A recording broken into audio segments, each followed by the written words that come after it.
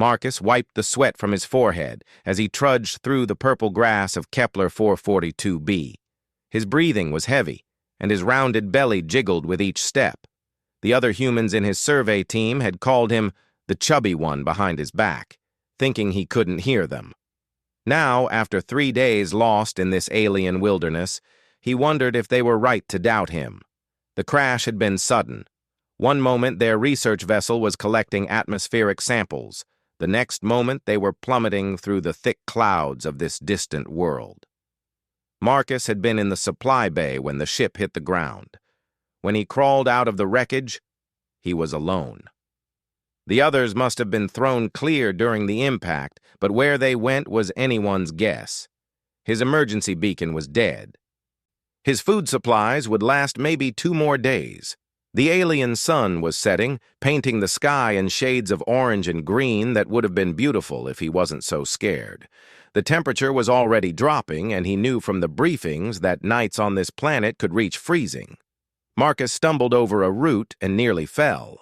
His knees ached from walking all day.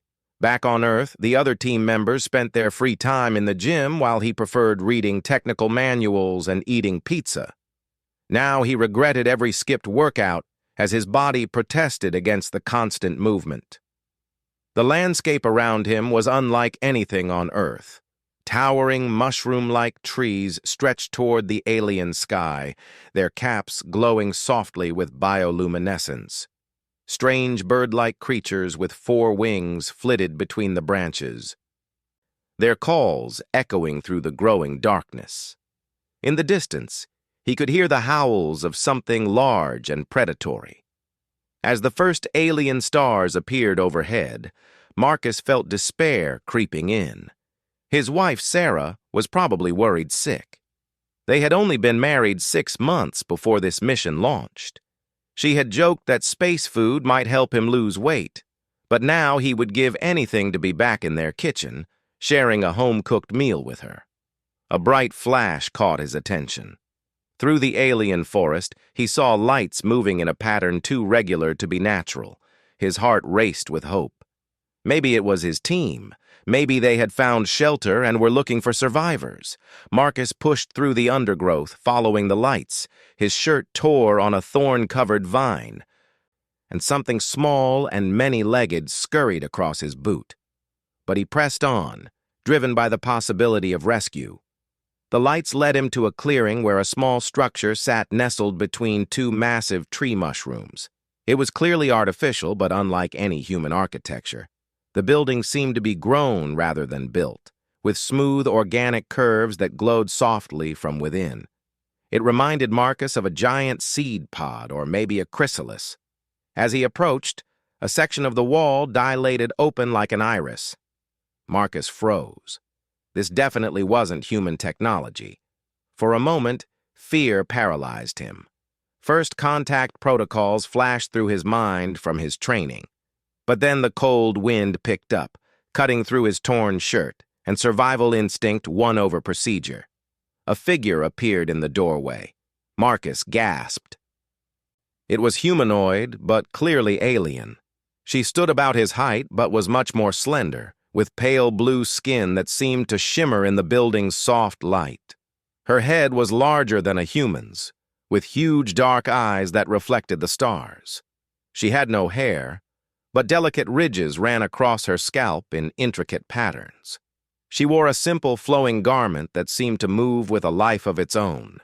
The alien woman tilted her head, studying him with those enormous eyes. Marcus raised his hands slowly, trying to remember the universal peace gestures from his training. His mouth was dry with fear and exhaustion. "Hello," he said softly. "I mean no harm. I'm lost." The alien's eyes widened slightly. She looked him up and down, taking in his disheveled appearance, his torn clothes, and his obvious exhaustion. Marcus suddenly felt very conscious of his pudgy frame compared to her elegant build. To his amazement, she spoke. Her voice was musical, with odd harmonics that seemed to come from somewhere other than her throat. But the words were clearly in English, though accented in a way he had never heard before. "You are not of this world," she said. It wasn't a question. "No," Marcus replied, relief flooding through him at finding someone who could communicate. "I'm human, from Earth. My ship crashed and I've been lost for days." The alien woman stepped closer, and Marcus caught a scent like cinnamon and ozone. She studied his face with an intensity that made him uncomfortable. Her large eyes seemed to see right through him. "You are injured," she observed, pointing to a cut on his arm that he had forgotten about. "It's nothing serious," Marcus said, though now that she mentioned it, the cut was starting to throb. The alien woman looked at the darkening sky, then back at Marcus. Something like sympathy crossed her features. "The night hunters will be active soon," she said. "They are drawn to warmth and movement. You would not survive until dawn." Marcus felt his stomach drop. "Night hunters? Predators. Very efficient. They hunt in packs." Her large eyes fixed on him again. "You may shelter here, if you wish. It will be cozy with two. But come on in." Marcus hesitated for just a moment. Every instinct told him to be cautious about trusting an alien species humanity had never encountered. But the alternative was spending the night in a forest full of pack-hunting predators, and he was already exhausted and injured. "Thank you," he said. "I'm Marcus." "I am Zara," the alien woman replied. She stepped aside to let him enter her dwelling. The interior of the building was even stranger than the outside. The walls curved organically, and the floor felt soft and warm under his feet. Bioluminescent patterns pulsed gently through the walls, providing a soft, ever-changing light. The space was compact but efficiently designed, with what looked like sleeping alcoves, storage areas, and a central living space that could comfortably fit two people if they didn't mind being close together. "Your dwelling is beautiful," Marcus said, trying to be polite despite his exhaustion. Zara made a sound that might have been pleasure. "It is grown, not built. My people have a symbiotic relationship with the forest." She gestured for him to sit on what appeared to be a cushioned growth extending from the floor. As soon as Marcus settled onto it, he sighed with relief. It was incredibly comfortable, seeming to mold itself to support his tired body perfectly. "You are heavier than my people," Zara observed, but there was no judgment in her voice, only curiosity. Marcus felt his face flush. "Yes, I know. The others on my team were always fitter than me." "Where are the others now?" "I don't know. We were separated in the crash. I've been looking for them, but—" Marcus trailed off, the weight of his situation hitting him again. Zara moved to what Marcus assumed was a food preparation area. The alien technology was fascinating. Everything seemed to be alive, responding to her touch with bioluminescent pulses and subtle movements. "You are hungry," she said. Again, it wasn't a question. "I have some emergency rations left. I don't want to impose—" "Your food is not suited for extended consumption on this world," Zara interrupted gently. "Our digestive systems are similar enough that you can process our nutrients. It will be safer." She prepared something that looked like a cross between soup and glowing jelly. The smell was actually quite appetizing, with hints of familiar spices mixed with completely alien scents. Marcus accepted the bowl gratefully. The substance was warm and surprisingly delicious, with a complex flavor that seemed to shift as he ate it. More importantly, he could feel strength returning to his tired muscles almost immediately. "This is incredible," he said between spoonfuls. "What is it?" "A symbiotic organism. It provides nutrition while helping to repair cellular damage and boost immune function. Your species seems compatible." As Marcus ate, Zara settled across from him. The dwelling really was cozy with both of them inside, but somehow it didn't feel cramped. The organic architecture seemed to accommodate their presence naturally. "Why are you helping me?" Marcus asked. "Your people must have protocols about contact with unknown species." Zara's large eyes regarded him thoughtfully. My people value life above protocol. You were dying. That was unacceptable. The simple statement hit Marcus harder than he expected. He thought about his teammates, probably safe in their emergency bunker, making jokes about the chubby guy who couldn't keep up. Here was this alien being who had opened her home to a complete stranger simply because he needed help. Tell me about your people, Zara said. What brings you so far from your world? Marcus found himself talking more freely than he had in years. Maybe it was the exhaustion, or the strange food, or just the relief of being safe and warm, but he told her everything. About Earth's overcrowded cities and polluted skies. About humanity's desperate search for new worlds to colonize. About his own role as a xenobiologist, studying alien ecosystems to determine their suitability for human settlement. He told her about his wife, Sarah, about how she worried about him taking dangerous assignments, but supported his passion for discovery anyway. He told her about his team, about how he always felt like an outsider among the lean, athletic explorers with their easy confidence. Zara listened without interruption, her large eyes reflecting the soft bioluminescence of the walls. When he finished, she was quiet for a long moment. Your people sound very much like mine were long ago, she finally said, before we learned to work with our world instead of trying to dominate it. What changed? Necessity. Our star began to die earlier than predicted. We had a choice, evolve or perish. We chose evolution. Marcus looked around the living dwelling, thinking about the implications. You mean biological evolution? Or technological? Both. Neither. Something new. Zara's expression was difficult to read, but Marcus sensed sadness there. Many did not survive the transition, but those who did became something more than we were before. Outside, something howled in the distance. The sound was answered by others closer now. Marcus shivered despite the warmth of the dwelling. The night hunters, Zara said quietly. They will not approach here. The dwelling's biology is unpalatable to them. How long until dawn? Several of your hours yet? Zara studied his tired face. You should rest. Tomorrow we will try to locate your companions. She showed him to one of the sleeping alcoves. Like everything else in the dwelling, it seemed to be alive, molding itself to his body and generating a comfortable warmth. Marcus had expected to lie awake, his mind racing with questions about his situation and this remarkable alien woman who had saved him.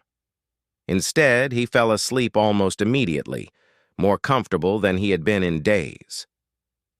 In his dreams, he soared through alien skies on 4 wings, his body streamlined and graceful. The sensation of flight was so vivid that he woke with a start, momentarily confused by his own heavy earthbound form. The dwelling's bioluminescence had dimmed to a soft nighttime glow. Across the central space, he could see Zara in her own alcove, apparently asleep. Her skin glowed faintly in the darkness, pulsing gently in rhythm with her breathing. Marcus lay back down, but sleep eluded him now.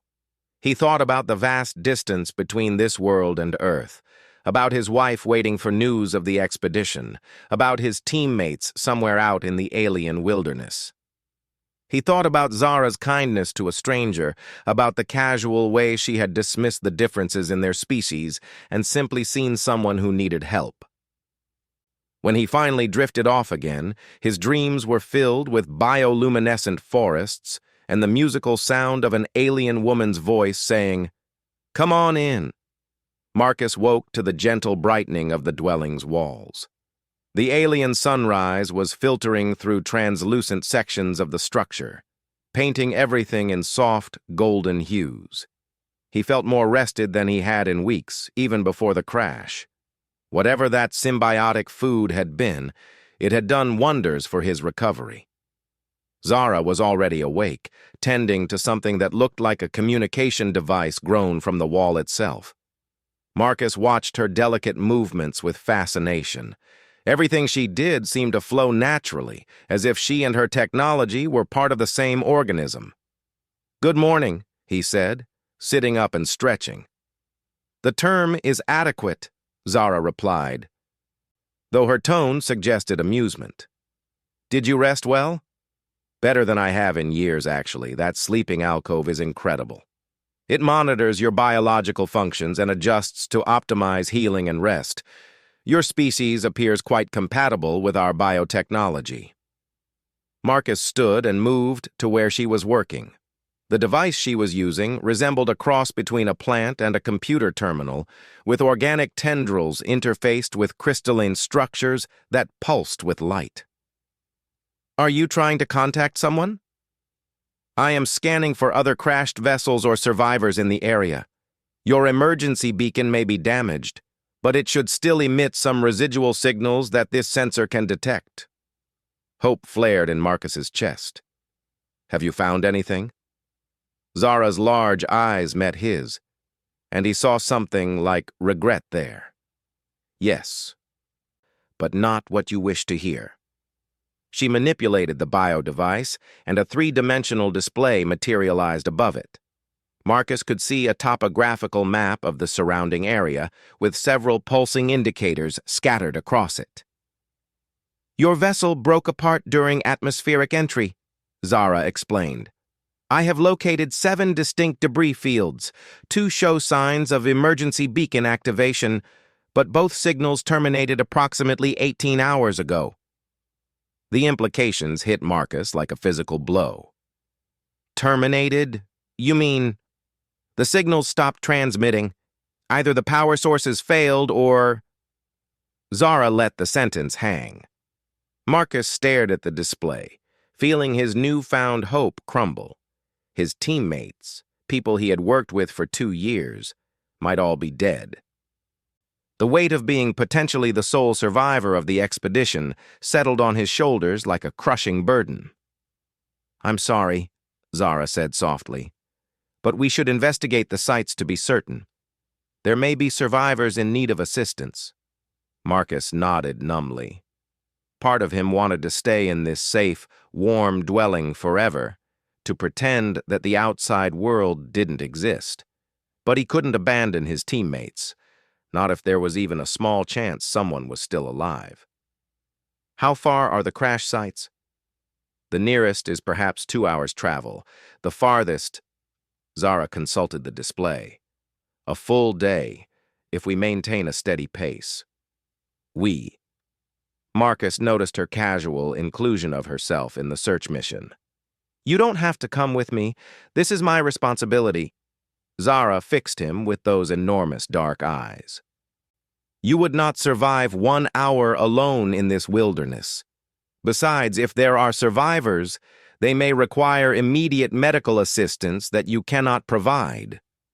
"What kind of medical assistance?"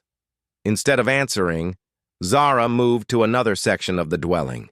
She pressed her hand against the wall, and a section dilated open to reveal what Marcus could only describe as a biological laboratory. Strange organisms in transparent containers pulsed with various colors of light. Symbiotic devices that looked part plant, part machine, hummed with quiet activity. "My people are healers," Zara explained. "We have learned to work with life rather than against it. Injuries that would be fatal to your species are minor inconveniences to ours." Marcus felt a surge of hope. If his teammates were injured but alive, Zara might be able to save them. "Then we should go. Right away. First, you must prepare. The journey will be difficult, and there are dangers you do not understand." Zara began gathering supplies from various storage alcoves. She handed Marcus a water container that felt warm to the touch and seemed to pulse with its own life. "This will maintain your hydration and provide nutrients during the journey. Drink from it sparingly but regularly." Next came what looked like a thin, transparent film. "This is a biosuit. It will protect you from hostile microorganisms and help regulate your temperature." Marcus held up the strange garment. It felt almost weightless and seemed to shimmer as he moved it. How do I put it on? Simply place it against your skin. It will do the rest. Marcus hesitated, then decided to trust her. He pressed the film against his arm and watched in amazement as it spread across his skin like liquid, forming a second skin that was completely transparent and barely noticeable. Within moments, his entire body was covered in the protective layer. "That's incredible," he breathed. "I can barely feel it." It is designed to be unobtrusive. The suit will also monitor your health and provide emergency medical intervention if necessary. Zara gathered additional supplies, tools that looked like living metal, containers of various symbiotic organisms, and what appeared to be weapons of some kind, though they resembled flowers more than anything threatening. Are those really weapons? Defensive tools. The flora and fauna of this world can be dangerous to unaugmented beings. These will discourage aggressive behavior without causing permanent harm. As they prepared to leave, Marcus felt a mixture of anticipation and dread. He was about to venture into an alien wilderness that could kill him in a dozen different ways, searching for teammates who might already be dead. But he wasn't alone. Zara was risking her own safety to help him, a complete stranger from an unknown species. They stepped out of the dwelling into the alien morning. The air was crisp and clean, filled with unfamiliar scents and the calls of strange creatures. The biosuit immediately adjusted to the temperature change, keeping Marcus comfortable despite the shifting conditions. "Stay close," Zara warned, "and try to step where I step. Some of the ground cover can be reactive." They set off through the bioluminescent forest, heading toward the nearest crash site. Marcus marveled at how silently Zara moved, seeming to glide between the alien trees without disturbing a single leaf. His own movement was much clumsier, but the biosuit helped him navigate obstacles he might otherwise have missed. As they walked, Zara pointed out various flora and fauna, explaining their behaviors and potential dangers. The education was fascinating but sobering. This world was beautiful but deadly, full of creatures and plants that could kill an unprotected human in seconds. "How long have you been living alone out here?" Marcus asked during a rest break. "I am not alone. My dwelling is part of a larger community, though we maintain distance from each other for resource management." "But you came to help me by yourself." Zara was quiet for a moment, considering her words. "My people are cautious about contact with other species. We have had unfortunate experiences in the past." "What kind of experiences?" "Perhaps that is a conversation for another time. We should keep moving." They resumed their journey, but Marcus found himself studying Zara with new curiosity. There was definitely more to her story than she was telling him. The way she spoke about her people suggested a complex history, possibly including contact with other alien species that hadn't gone well. The forest gradually changed as they traveled. The mushroom trees gave way to more conventional-looking plants, though they still glowed with bioluminescence and moved in ways that earthly plants never would. Strange animals watched them from the branches overhead, their multiple eyes reflecting the filtered alien sunlight. After what felt like hours but was probably much less, Zara held up a hand for him to stop. Ahead, Marcus could see metal wreckage scattered among the alien vegetation. His heart raced as he recognized pieces of human technology. "This was one of the emergency pods," he said, moving toward the debris field. "Careful," Zara warned. "The metal may have sharp edges, and some of your technologies are leaking substances that could be toxic." Marcus approached the wreckage more cautiously. The emergency pod had clearly hit the ground hard, crumpling on impact. The beacon that should have been transmitting distress signals was dark and partially melted. "The power cell overloaded," he said, examining the damaged electronics. "That's why the signal stopped." "Was anyone inside?" Marcus searched through the debris but found no bodies, alive or dead. "The pod is empty. Either it was jettisoned without passengers, or whoever was inside managed to get out after the crash." "There are tracks," Zara observed, pointing to disturbed ground near the wreckage. "But they are several days old, and the trail leads toward one of the more dangerous regions of the forest." Marcus studied the faint marks in the alien soil. To his untrained eye, they could have been made by anything, but Zara seemed able to read them like a book. "Can we follow the trail?" "We can try, but it will add considerable time to our search, and the region ahead is home to some of this world's more aggressive predators." Marcus looked at the empty pod, then at the fading tracks leading into the unknown wilderness. Somewhere out there, one of his teammates might be alive, injured, waiting for rescue that might never come. "We have to try," he said. Zara studied his face for a long moment, then nodded. "Very well, but we proceed with extreme caution, and if the danger becomes too great, we retreat immediately." "Agreed." They gathered what useful supplies they could from the wreckage and continued into the deeper forest. Marcus couldn't shake the feeling that they were being watched, though every time he turned to look, he saw only alien plants swaying in the gentle breeze. The trail led them through increasingly hostile terrain. The bioluminescent glow of the plants grew dimmer, replaced by ominous shadows that seemed to move independently of their sources. Strange sounds echoed through the trees, calls that might have been animal or something else entirely. "Zara," Marcus said quietly. "What exactly are we walking into?" "A region where evolution took a more aggressive path. The organisms here are highly territorial and extremely efficient predators. And you're willing to risk going in there to help people you've never met?" Zara was quiet for so long that Marcus thought she wasn't going to answer. Finally, she spoke without looking back at him.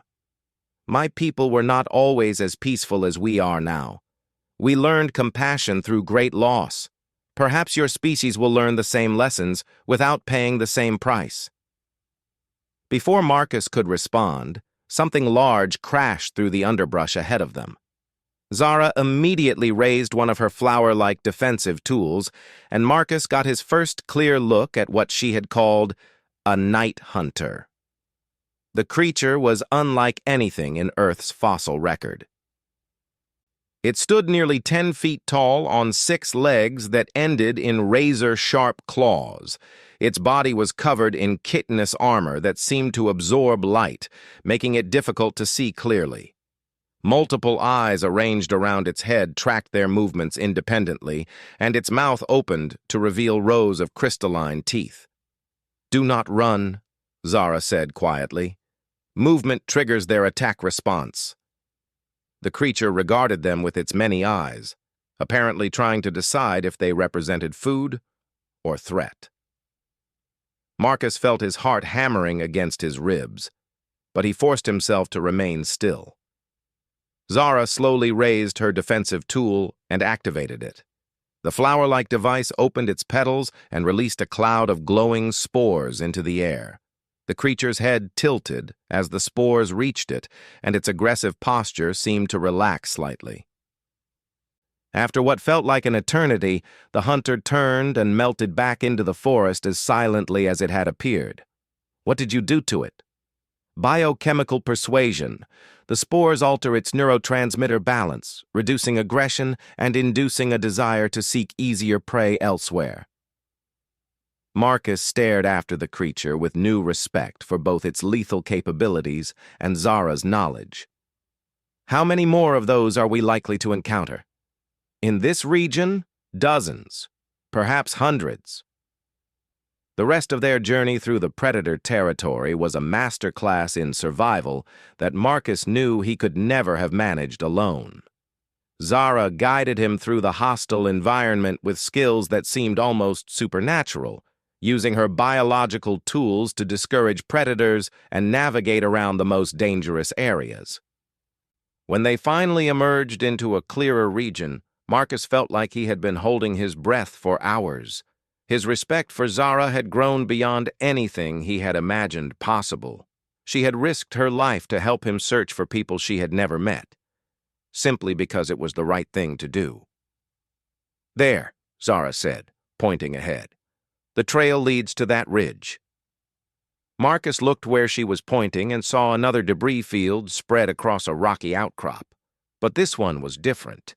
This one showed signs of recent habitation, makeshift shelters constructed from wreckage, the remains of signal fires, and most importantly, movement. "Someone's alive," he breathed, breaking into a run despite his exhaustion. Behind him, Zara followed at her graceful pace, her large eyes fixed on the survivors ahead with an expression Marcus couldn't quite read. But there was something there that looked very much like hope. Marcus stumbled up the rocky slope toward the makeshift camp, his heart pounding with excitement and relief. As he got closer, he could make out two figures moving between the improvised shelters. When they spotted him approaching, both survivors froze in apparent disbelief. "Marcus?" The voice belonged to Dr. Elena Vasquez, the expedition's geologist. She emerged from behind a lean-to built from twisted metal and emergency fabric. "Marcus, we thought you were dead." Behind her came James Chen, the team's atmospheric specialist. Both looked haggard and exhausted, their clothes torn and dirty from days in the wilderness. But they were alive. And Marcus felt a surge of joy so intense it almost brought him to tears. "Elena! James!" Marcus called out, waving as he climbed the last few meters to reach them. "Thank God you're okay." Elena rushed forward and embraced him, something she had never done during their 2 years of working together. "We've been trying to signal for rescue, but our equipment is mostly fried. How did you find us?" Marcus turned to gesture toward Zara, who had followed him up the slope, but now stood at a respectful distance. Elena and James noticed her for the first time, and both their faces went through rapid transformations of surprise, fear, and confusion. "This is Zara," Marcus explained quickly. She's from this planet. She saved my life and helped me track you down."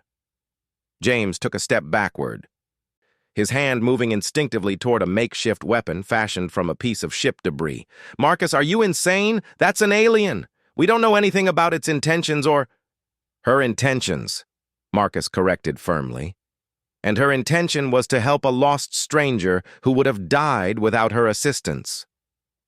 Elena studied Zara with the careful observation skills that made her an excellent scientist. "She's beautiful," she said quietly, "and clearly intelligent. Look at her tools, her clothing. This is a technological species." Zara stepped forward slowly, her large, dark eyes taking in the makeshift camp and the condition of the two survivors. She spoke in her musical, harmonically complex voice. "Your companions are injured," she said to Marcus. "The tall one has a respiratory infection from inhaling particulates from your damaged life support systems. The other has a bone fracture in her left arm that is healing incorrectly."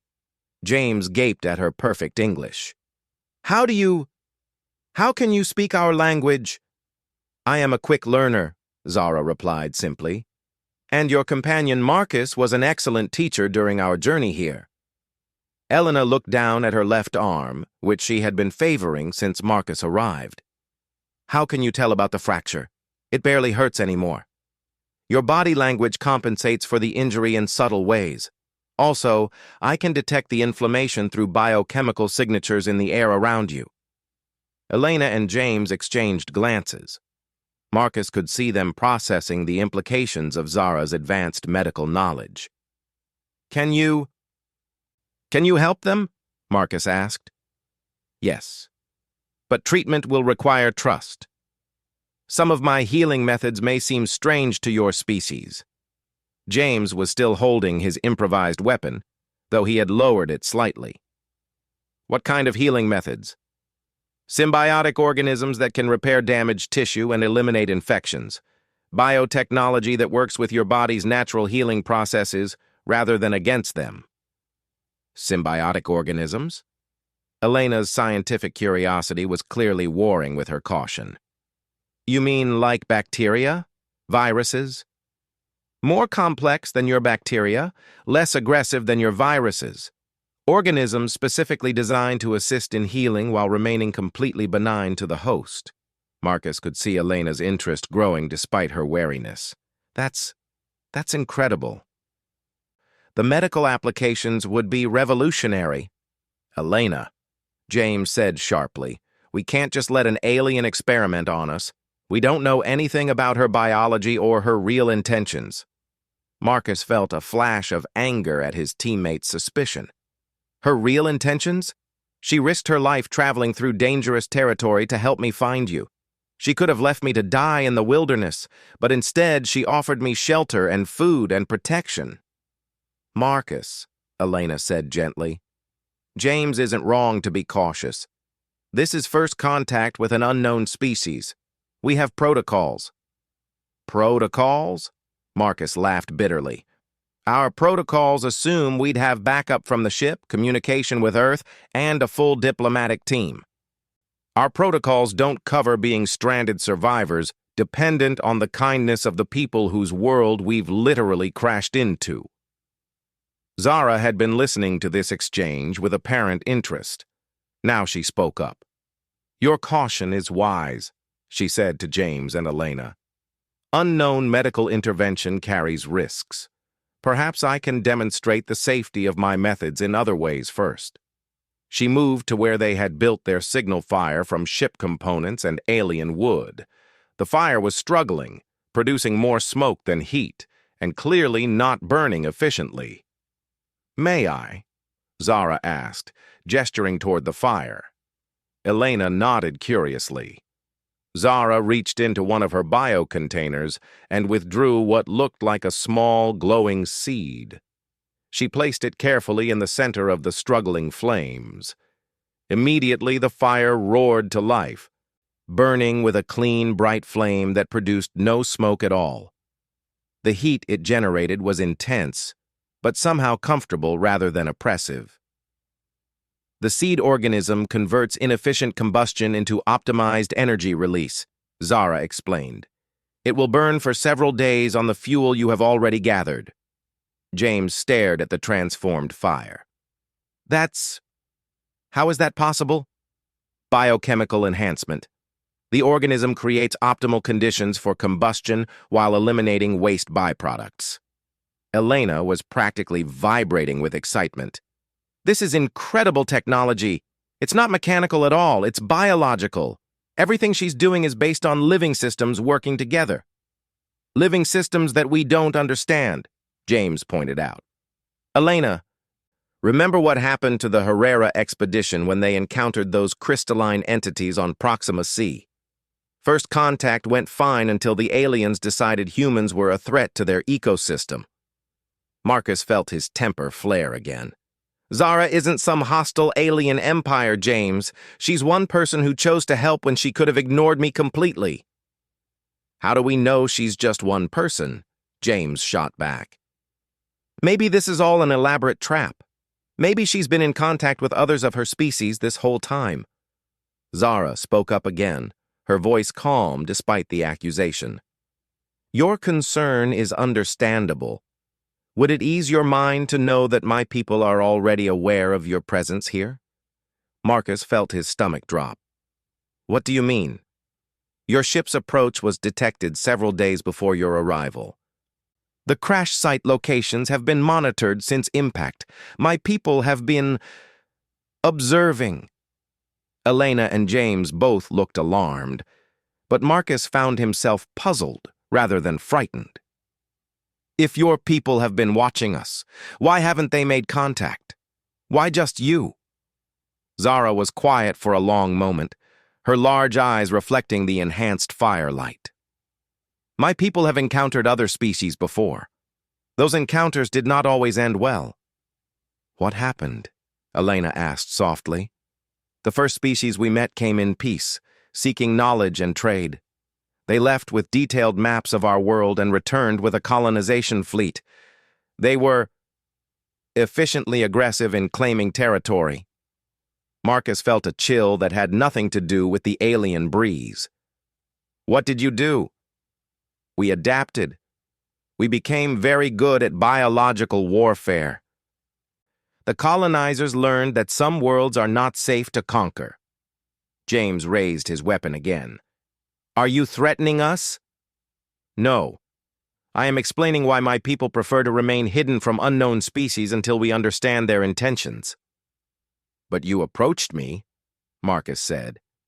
Why? Zara looked at him with those enormous dark eyes, and something like warmth crossed her features. You were dying. I could not allow that to happen. Even though you didn't know if I was a threat? You were alone, injured, and afraid. These are not the characteristics of an advanced scout or a threat assessment team. You were simply someone in need of help. Elena lowered her wounded arm, wincing slightly. What about your people now? Are they planning to adapt to our presence? That depends on you. If you attempt to signal for rescue, to bring more of your people here, my leaders will likely take defensive action. Marcus felt the weight of the situation settling on his shoulders. What kind of defensive action? At minimum, electromagnetic interference that will prevent any transmissions from leaving this world. At maximum. Zara didn't finish the sentence. At maximum, they'll kill us, James said flatly. My people prefer solutions that don't require death, but they will not allow this world to be conquered again. The three humans stood in stunned silence as the implications sank in. Their rescue beacons were useless anyway, but even if they could signal Earth, doing so might trigger a conflict that would end with their deaths and potentially threaten any future colonization efforts in this system. How much time do we have? Elena asked. The decision will be made when the rest of your team is located. The rest of our team? Marcus felt another surge of hope. There are other survivors? 2 more emergency pods landed intact. One in the crystalline Badlands to the south, one in the floating islands region to the north. Both show signs of recent activity. Then we have to find them, Marcus said immediately, before your people decide we're a threat. The search will be dangerous. The crystalline Badlands are home to silicon-based life forms that are extremely territorial. The floating islands are unstable and prone to sudden gravitational shifts. We can't leave our teammates, Elena said. Whatever the risks. James finally lowered his weapon completely. If we do this, if we trust you, what happens after we find everyone? Even if your people don't consider us a threat, we're still stranded here. Zara considered this carefully.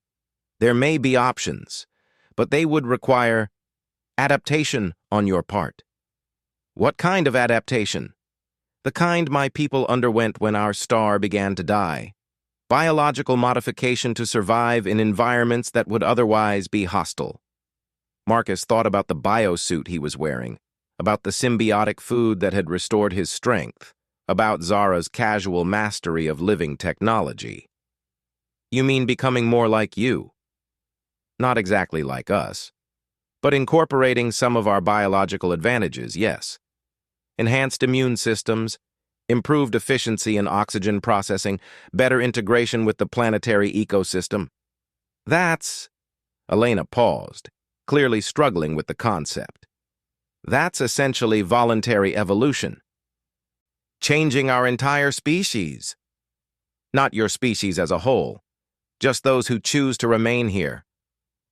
The implications were staggering. They could potentially survive on this world, but only by becoming something that was no longer quite human. Marcus thought about his wife Sarah waiting for him back on Earth, about the life they had planned together.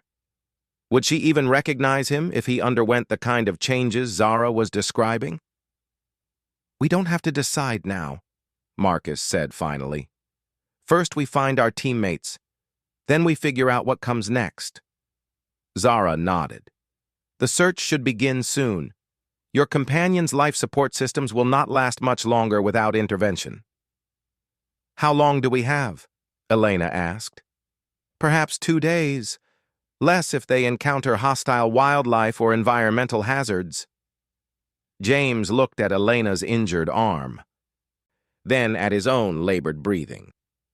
We're not exactly in condition for a rescue mission across dangerous terrain. Which is why I suggest we accept Zara's medical assistance, Marcus said. Elena, your arm needs proper treatment. James, that respiratory infection is only going to get worse. Marcus, Elena said quietly, what if the treatment changes us? What if we can't go back to being human afterward? Elena, Marcus replied, looking around at the alien landscape surrounding their makeshift camp. I don't think we're going to have the option of going back to being the same humans we were before this mission. The question is whether we change by choice or by circumstances. Elena looked down at her arm again, flexing her fingers and wincing at the pain. What exactly would the treatment involve? Zara opened one of her biocontainers and removed what looked like a translucent worm about 6 inches long. It glowed softly with its own internal light and moved with sinuous grace. This is a bone-mending symbiont. It will integrate temporarily with your skeletal system, realigning the fracture and accelerating natural healing processes. The organism will dissolve harmlessly once the repair is complete. Temporarily integrate? Elena asked nervously. It will become part of your bone structure for approximately 72 hours, then break down into nutrients that your body can absorb. Elena stared at the glowing organism with fascination and revulsion in equal measure. And this is safe? I have used similar organisms on myself many times. They are specifically engineered to be compatible with mammalian biology. How do you know we're mammals? James asked suspiciously. Your breathing patterns, body temperature, lactation capabilities that I can detect through pheromone traces, and live birth evidence from scarring patterns. Your species is remarkably similar to several others I have encountered.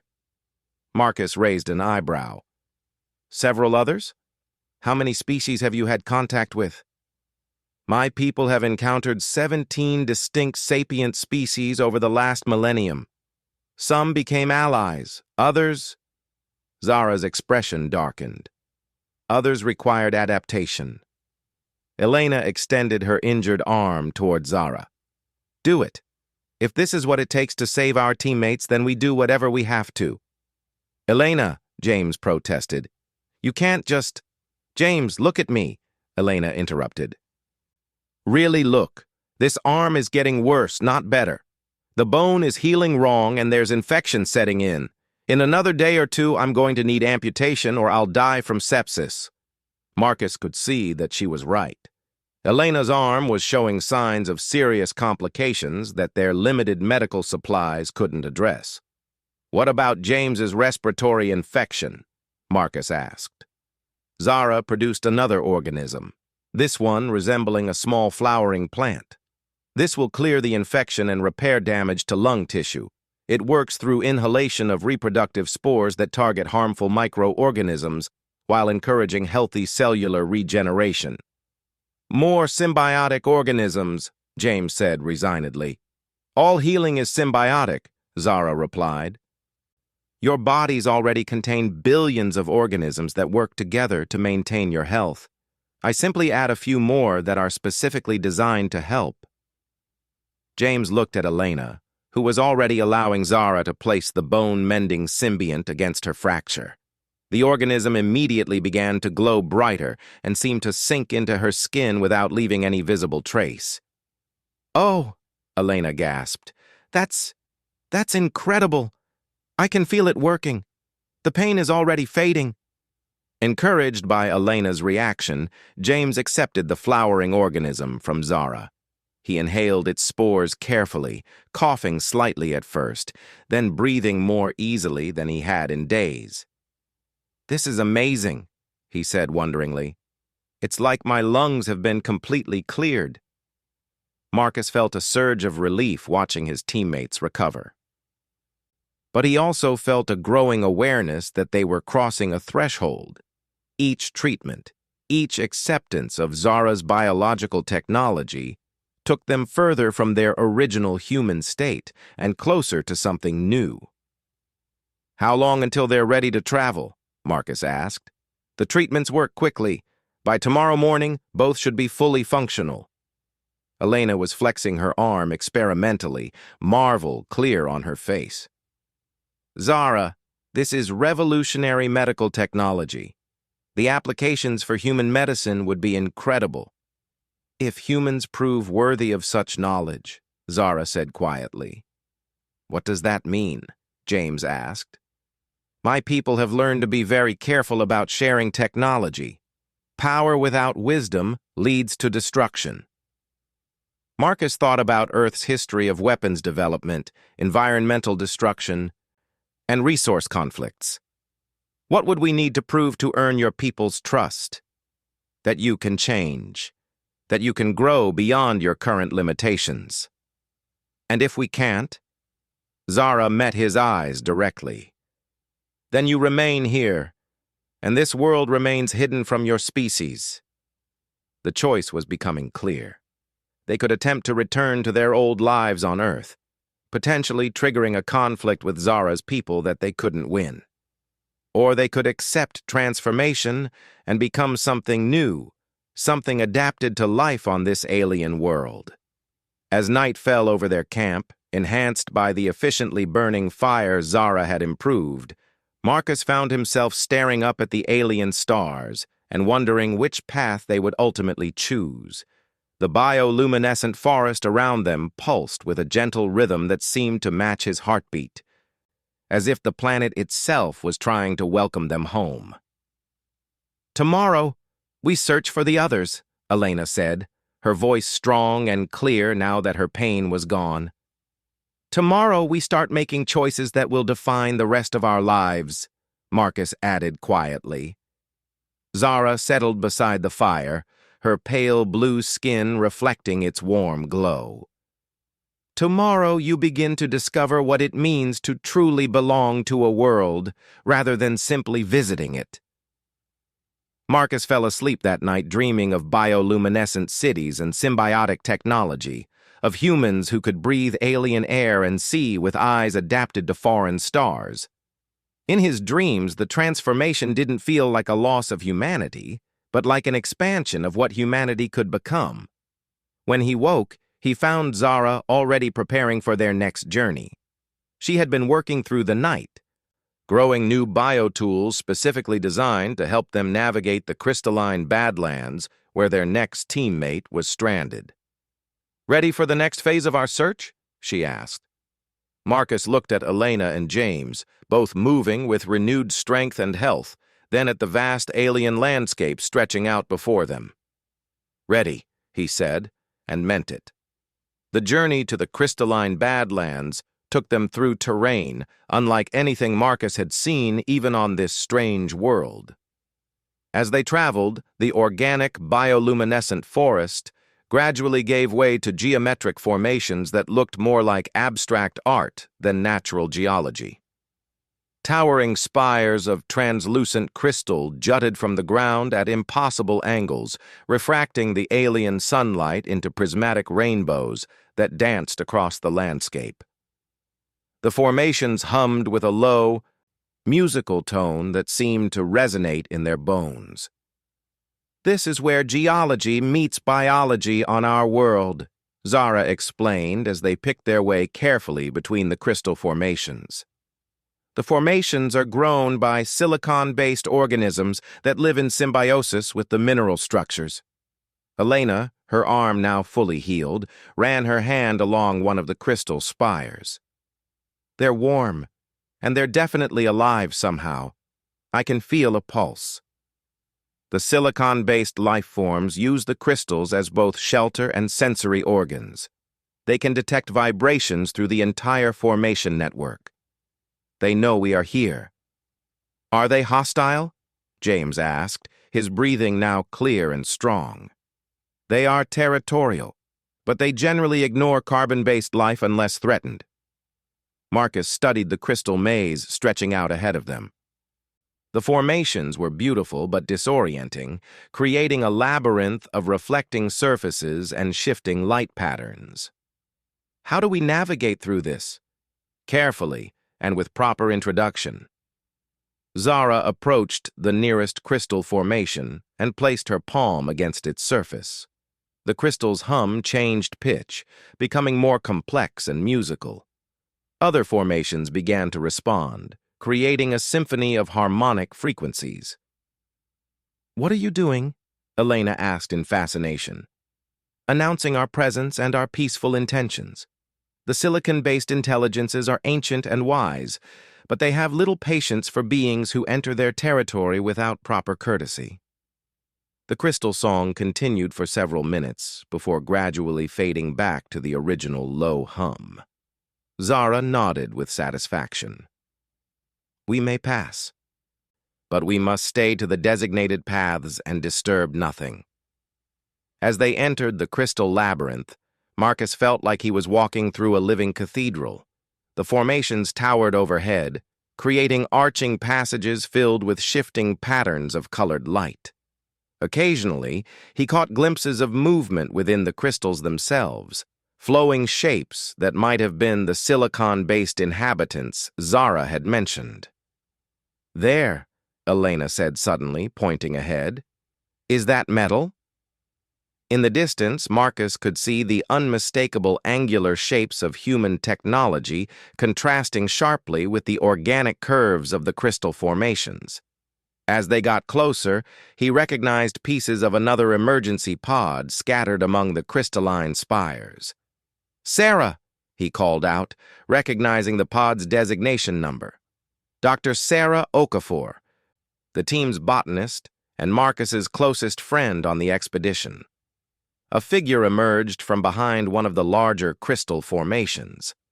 Sarah looked thin and exhausted, her dark skin ashy with dehydration, but she was alive and moving under her own power. "Marcus," she called back, disbelief clear in her voice. "Marcus, is that really you?" They met in the center of a circular clearing surrounded by singing crystals. Sarah hugged him tightly, and Marcus could feel how much weight she had lost in just a few days.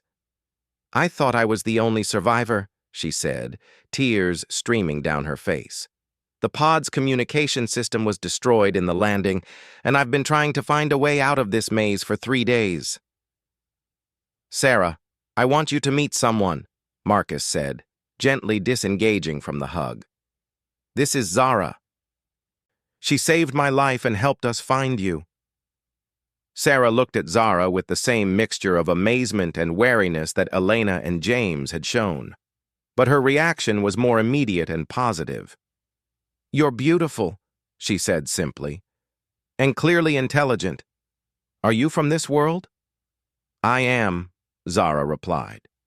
"And you are injured and malnourished. We should address that immediately." "How can you tell?" Sarah asked. "Your movement patterns indicate dehydration and muscle weakness. Your skin tone suggests electrolyte imbalance. And you favor your left side, indicating possible internal injury." Sarah looked down at herself ruefully. "I've been drinking water from crystal pools, but I haven't been able to find any food I was sure was safe to eat. And yes, I think I cracked some ribs when the pod hit." Zara was already preparing her biomedical supplies. "The water from the crystal pools is safe but lacks essential nutrients. The organisms I can provide will restore your biochemical balance and repair the rib damage." As Zara began treating Sarah, Marcus noticed Elena studying the crystal formations with intense fascination. "These are incredible," Elena murmured. "They're not just grown by the silicon-based life, they are the silicon-based life. The entire formation is one massive distributed organism." "Several organisms, actually," Zara corrected. "This is a colony structure, hundreds of individual intelligences working together as a collective." "Can we communicate with them?" Elena asked excitedly. "Limited communication is possible. They think very differently from carbon-based life. Their concept of time is much more extended, and they have difficulty understanding the urgency that drives organic beings. Sarah accepted Zara's treatment more readily than the others had, perhaps because her desperate situation made the risks seem acceptable. The healing organisms worked their rapid magic, and within hours she was looking healthier and moving without pain. "This is incredible biotechnology," she said, echoing Elena's earlier amazement. "Sarah, I'm a botanist. I understand how complex symbiotic relationships work. This is beyond anything we ever imagined possible." "Your species is very adaptable," Zara observed. "Given the right guidance, you could develop similar capabilities." "Similar capabilities?" Sarah asked. Marcus quickly explained what Zara had told them about the possibility of biological modification to survive on this world. Sarah listened with growing excitement rather than fear. "Marcus, do you realize what an opportunity this represents? We could be the first humans to truly adapt to an alien biosphere, to become part of another world's ecosystem instead of trying to dominate it." "Sarah," James said carefully, "what about Earth? What about the lives we left behind?" Sarah was quiet for a moment, considering. "James, I've been sitting in this crystal maze for 3 days, thinking I was going to die alone on an alien world. The lives we left behind are already gone. We're not the same people who left Earth 6 months ago, and we never can be again. But we still have one more teammate to find," Elena pointed out. "Who landed in the floating islands?" "Dr. Martinez," Marcus said, "the mission commander." Zara's expression became more serious. "The floating islands region is extremely dangerous. The gravitational fields are unstable, and the atmospheric conditions at that altitude can be lethal to unmodified beings." "How unstable?" Elena asked. "The islands float because of naturally occurring gravitational anomalies. These anomalies can shift without warning, causing islands to suddenly fall or launch into space. Navigation requires constant monitoring and quick reflexes." "And Martinez has been there for 3 days with limited supplies," Sarah added grimly. "We have to try," Marcus said. "We can't leave him." "The journey will require additional preparation," Zara said, "and greater risk. My people will need to provide more advanced biological modifications to ensure your survival." "What kind of modifications?" James asked. "Enhanced lung capacity for high-altitude operations, gravitational sensitivity organs to detect field fluctuations, possibly neural modifications to improve reaction times and spatial awareness." Marcus felt a chill. "Neural modifications? You're talking about changing our brains." "Only temporarily, and only to enhance existing capabilities, like adding new senses rather than removing old ones." Sarah stepped forward. "I'll do it. Whatever it takes to save Martinez." "Sarah," Elena said, "we're talking about fundamental changes to your neurology. There's no guarantee you'll be the same person afterward." "Elena, I've been dying slowly for 3 days. I'm already not the same person I was when we started this mission. At least this way, I'm changing by choice instead of by accident." Marcus looked at his teammates, seeing the determination in their faces. They had all crossed some invisible threshold during their time on this world. The old Sarah, Elena, and James would never have considered voluntary biological modification, but their experiences here had changed their perspectives on what was acceptable risk. "If we do this," Marcus said to Zara, "if we accept these modifications, what happens to us afterward? Can we still call ourselves human?" Zara considered the question seriously. "What does it mean to be human? Is it your specific biology? Or is it your consciousness, your values, your connections to each other?" "Both?" Elena suggested. "Then perhaps the question is not whether you remain human, but whether you become something better than human, something that can survive and thrive in environments that would kill your original forms." Marcus thought about his wife Sarah back on Earth, about the cramped apartment they shared and the polluted air of the overpopulated cities. He thought about this vast, beautiful world, with its bioluminescent forests and singing crystals, and the possibility of a life lived in harmony with an alien ecosystem. "If we do this," he said, "if we save Martinez and accept these modifications, there's no going back to Earth, is there?" "The choice would be yours," Zara replied.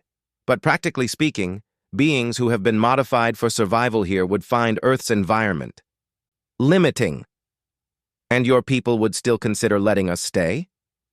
If you prove that you can adapt, that you can become part of this world rather than conquerors of it, then yes, there would be a place for you here." Sarah was already nodding eagerly. "When can we start?" "The modifications for high-altitude survival will take several hours to fully integrate.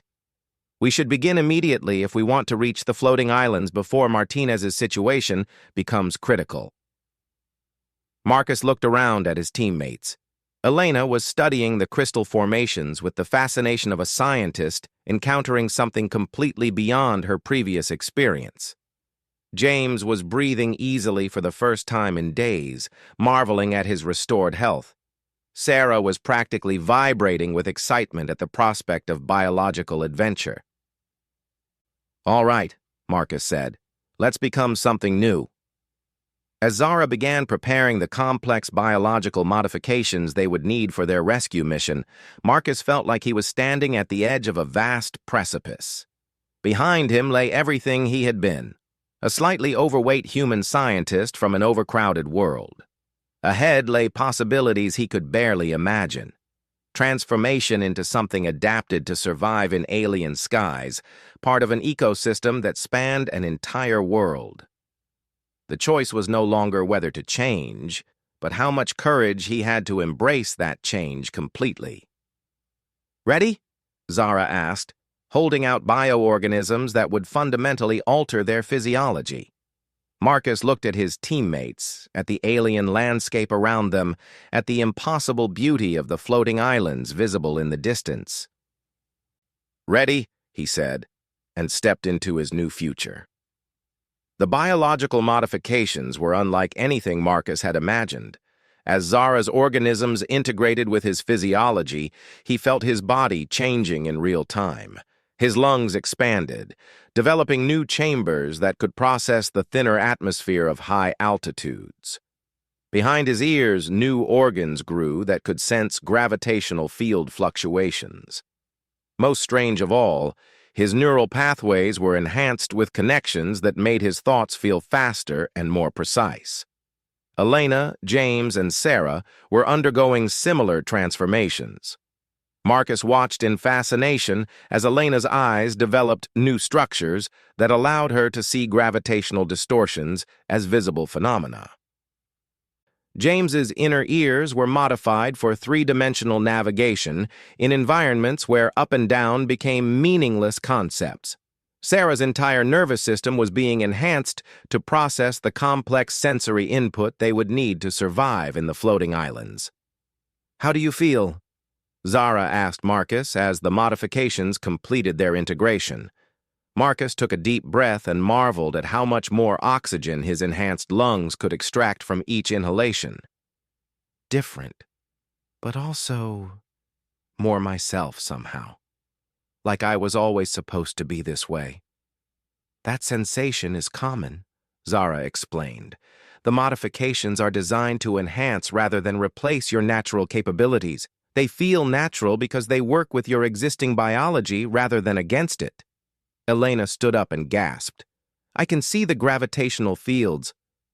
They're beautiful, like rivers of light flowing through the air." Sarah laughed with pure delight. "I can sense the electrical fields of the crystal formations and the atmospheric pressure variations. It's like having completely new senses." James tested his enhanced spatial awareness by throwing a stone into the air and tracking its trajectory with perfect precision. "This is incredible. I feel like I could navigate through a three-dimensional maze blindfolded." Zara watched their reactions with something that might have been pride. "You are adapting remarkably well. Most beings require days to fully integrate these modifications." What does that mean? Marcus asked. It means your species is even more adaptable than we initially assessed. You may be the most naturally modification-compatible beings my people have encountered. The implications of that statement hit Marcus like a physical blow. Are you saying we're naturally suited for this kind of biological enhancement? Your evolution included significant neuroplasticity and biological adaptability. These traits make you ideal candidates for symbiotic integration. Sarah was practically bouncing with excitement. Marcus, do you understand what this means? We could be the first humans to achieve true biological enhancement. We could become the bridge between Earth and alien biotechnology. If we survive the rescue mission, Elena pointed out pragmatically, and if Martinez is willing to accept similar modifications. One challenge at a time, Marcus said. First, we get to the floating islands and find Martinez.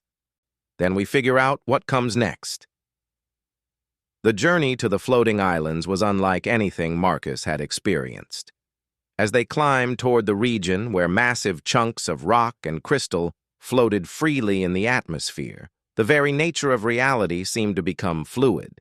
His new gravitational senses allowed him to perceive the field fluctuations that kept the islands aloft.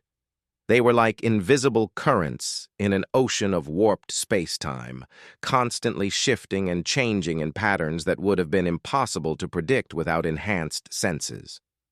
Elena was in her element, literally seeing the gravitational fields as streams of colored light.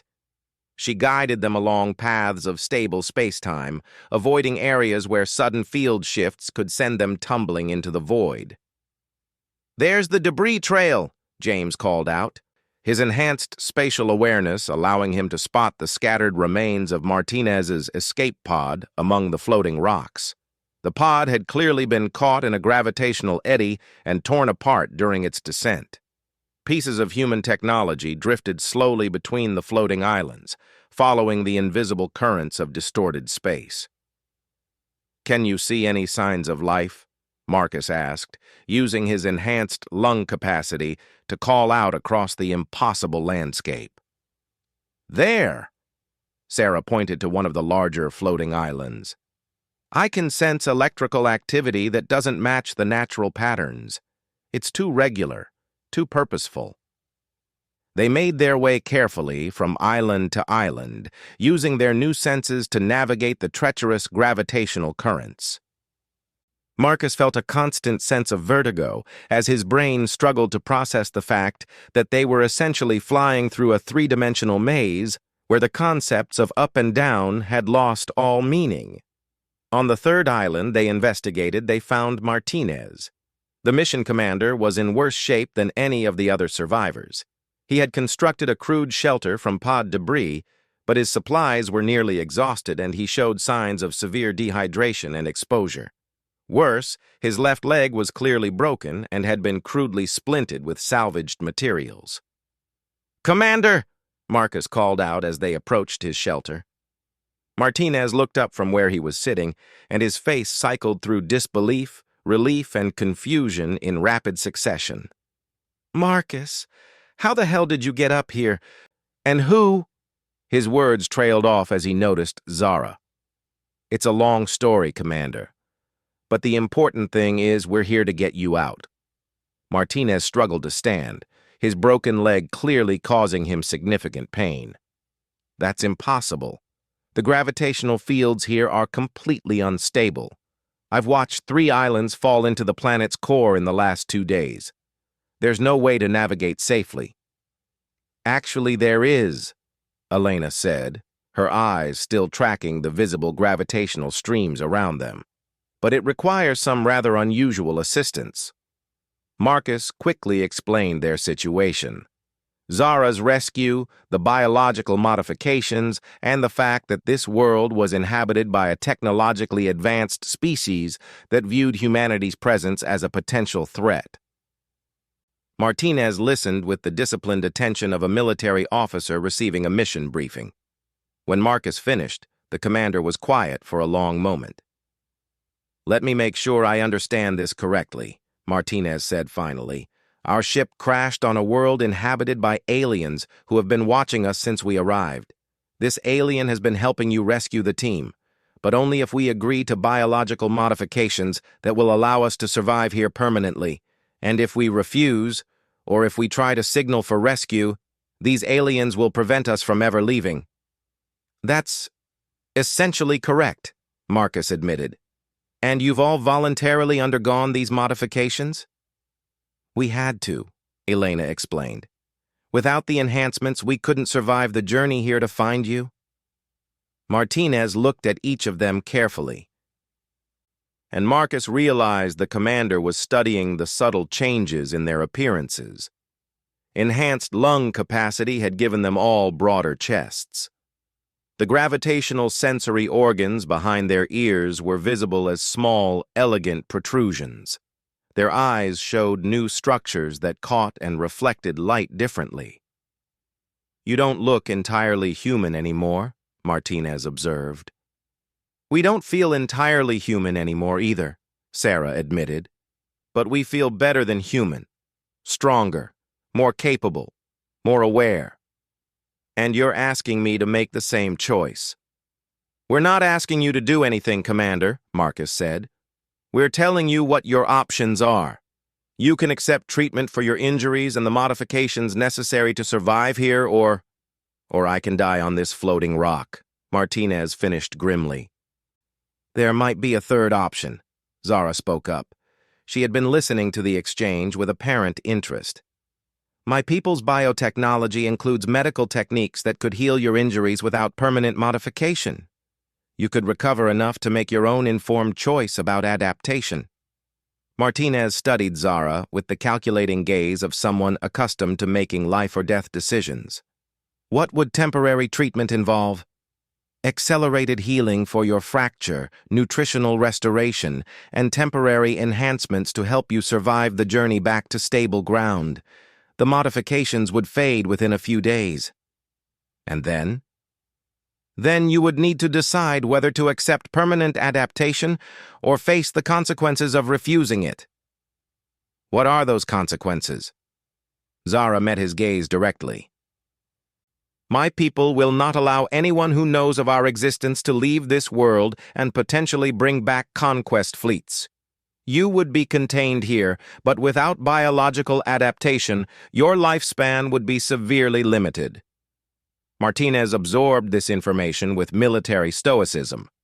"So my choices are: accept permanent biological modification or die slowly in comfortable captivity.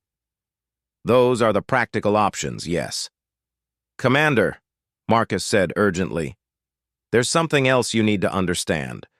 This isn't just about survival. The modifications aren't just changing our bodies. They're expanding our capabilities in ways that are incredible. We're becoming something new, something better." "Better than human?" Martinez asked skeptically. "More than human," Elena corrected.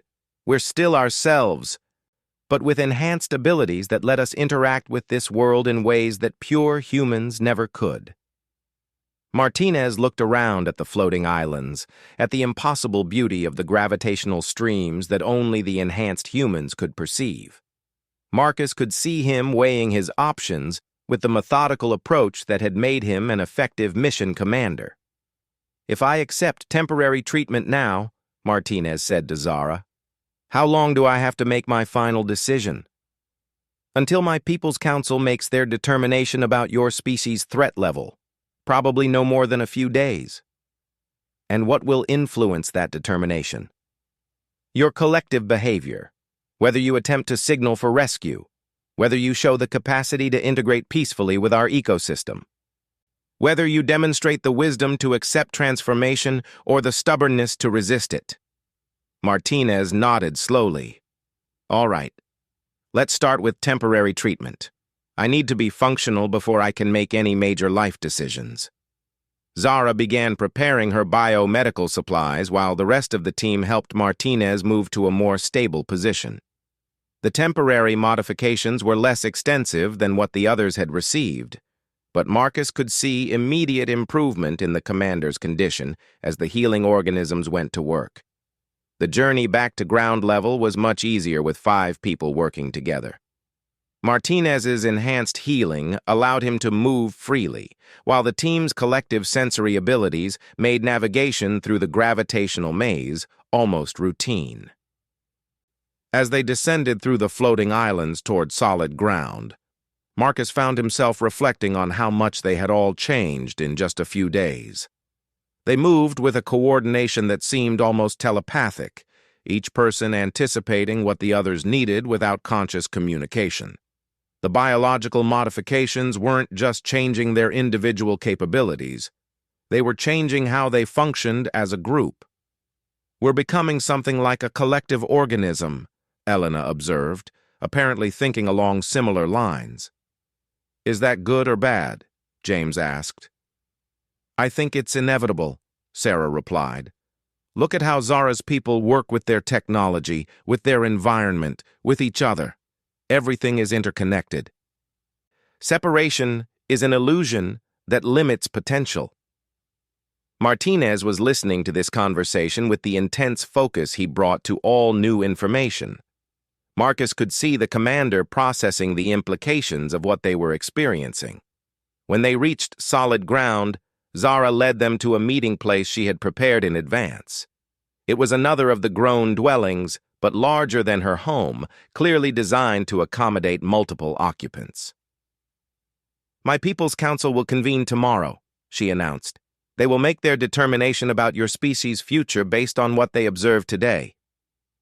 "What exactly will they be observing?" Martinez asked. "Your choices, your priorities, your capacity for adaptation and growth." "This is a test," Marcus realized. "Everything is a test," Zara replied. "The question is whether you will pass or fail." That evening, as the 5 humans gathered in the bio-dwelling to discuss their situation, Marcus felt like they were on the edge of a decision that would reshape not just their own lives, but potentially the future of human-alien relations. "Let's be realistic about our situation," Martinez said with characteristic directness. "We're stranded on an alien world with no way to contact Earth. Our only options are to accept permanent biological modification or face death in captivity. Under normal circumstances, my duty would be to find a way to escape and report back to Earth Command." "But these aren't normal circumstances," Elena pointed out. "No, they're not. And after experiencing these temporary modifications, I'm beginning to understand what you've all been telling me. We're not just talking about survival. We're talking about evolution." Sarah leaned forward eagerly. "Commander, imagine what we could become. Imagine the knowledge we could gain, the capabilities we could develop. We could be the first humans to truly integrate with an alien biosphere." "And what about our responsibilities to Earth?" Martinez asked. "To the people we left behind?" "What if our responsibility is to become something new?" Marcus suggested.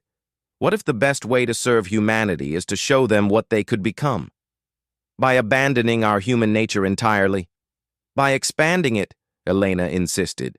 "Commander, I'm still Elena Vasquez. I still have all my memories, my knowledge, my personality, but I can also see gravitational fields and sense electromagnetic patterns that were invisible to me before. I'm not less human. I'm more than human." Martinez was quiet for a long time, thinking. Marcus could see the conflict playing out on the commander's face. Duty versus opportunity, tradition versus transformation. "If we do this," Martinez said finally, "if we accept permanent modification and stay on this world, what happens to our mission? To our obligation to report our findings?" "Maybe our mission becomes something different than we originally planned," Marcus suggested. "Maybe instead of cataloging this world for human colonization, we become the bridge between human and alien civilization." "You're talking about first contact," Martinez said. "Real first contact. Not the kind where one species conquers the other." "Exactly," Zara said, speaking up from where she had been quietly listening to their debate. "My people have been waiting for a species that could choose cooperation over conquest," Your adaptability suggests that humans might be that species. But only if we prove ourselves worthy, James added. The proof is in the choice, Zara confirmed. Tomorrow you must decide what you are willing to become. That night, Marcus lay in his sleeping alcove staring up at the bioluminescent ceiling and thinking about his wife Sarah back on Earth. Would she understand his choice? Would she be proud of him for embracing transformation? Or would she feel betrayed that he had chosen to become something she might not recognize? He thought about the cramped apartment they shared, about the polluted air and overcrowded cities of Earth, about the desperate scramble for resources that drove humanity to seek new worlds to exploit. Then he thought about this world, with its bioluminescent forests and singing crystals, its floating islands and symbiotic technologies that worked in harmony rather than domination. The choice wasn't really between human and alien, Marcus realized.